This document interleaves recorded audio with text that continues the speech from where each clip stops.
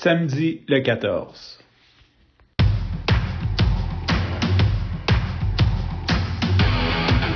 Il aime le code. Il faut que la communication soit codée, mais de façon claire et transparente. La rigidité, c'est pas pour lui. Mon nom est Francis Parent-Valquette et vous écoutez le Sandro Show. Mais le plus important, c'est qu'il est bélier. Aujourd'hui, j'ai envie de te parler de superstition parce que j'enregistre cet épisode le vendredi 13. Pourquoi j'ai appelé cet épisode samedi le 14?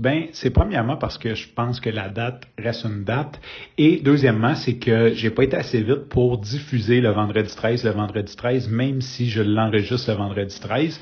Et c'est à la demande d'un de mes amis et auditeurs, Michaud. Merci pour la demande. Il me dit, il dit, bon vendredi 13, il dit, en passant, Sandro, est-il superstitieux? Fait que pour répondre à la question rapidement, non. Je le fus déjà dans ma vie. C'est arrivé à quelques reprises, dépendant de l'époque de ma vie, où j'ai eu des superstitions, où j'ai fait toutes sortes de trucs. Peut-être par mimétisme de mes parents, d'amis que j'avais, de gens peut-être plus pieux, de trucs. Et ce qui est très le fun dans la vie, c'est que quand tu crois à quelque chose, ça va marcher parce que nécessairement, tu vas faire des liens. Tu sais, je veux dire, si tu crois que tout le monde est méchant, mais tu vas voir que tu vas voir que le méchant dans tout le monde, puis tu vas dire, regarde, j'ai raison. Fait que les superstitions, ça fonctionne parce que si tu penses que le vendredi 13 est malchanceux, mais tu vas voir tout ce qui s'est mal passé le vendredi 13 puis dire que tu es malchanceux. Fait que, à la base, non. Puis cette superstition-là a été beaucoup renforcée. Le chiffre 13 a toujours été historiquement mal vu à cause de son inégalité, de son côté non impair. Tu sais, si on regarde les 12 mois de l'année, les 12 signes, il y a plein de trucs, mais le 13e fit jamais.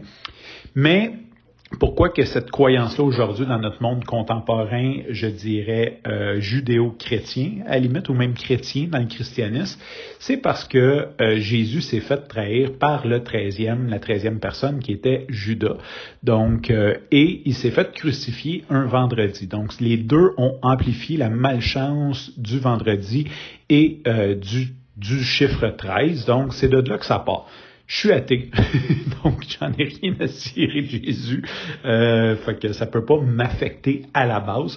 Comme dirait mon chum Georges Brassens, moi qui n'aime personne, alors j'ai vécu. Tous deux sont morts pour leur ami, et moi, comme je n'aimais personne, mais j'ai survécu.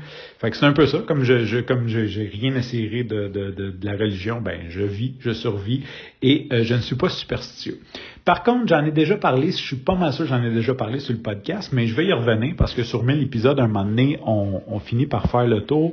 C'était cette superstition-là de mon père. Mon père avait littéralement peur du vendredi 13. Le vendredi 13, ils sortaient pas de chez eux. Ils voulaient pas aller travailler, ils restaient chez eux. Ils se faisaient livrer de la bouffe. Il y avait comme pas de raison de sortir de chez eux. Et je trouvais ça vraiment drôle parce que pour te mettre en contexte, si jamais tu connais pas le contexte, mon père était un criminel de haut niveau. Sa vie, c'était à tous les jours de risquer sa vie pour faire plus d'argent. OK? On va mettre ça simple, là, en gros, là, tu sais. Fait que sa mission de vie, c'était de risquer sa vie à tous les jours pour whatever c'était quoi sa cause derrière. Et là, tu as un gars comme ça qui a à peu près peur de rien, qui a survécu à des crashs d'avion en Bolivie, qui était en prison, dans les prisons les plus difficiles des États-Unis, qui dormait avec des revues tapées sur lui pour pas se faire poignarder la nuit, qui a vécu des aventures là comme, tu sais, j'ai vu des bribes, certains, je sais pas, j'en avais déjà parlé, tu sais, mais des altercations armées, il a vécu à peu près tout ce que tu peux penser de dangereux, là, d'avoir peur, là, il a tout vécu. Puis ça le stresse pas trop. Mais le vendredi 13, là, il sort pas de chez eux. C'est comme, mais voyons doute.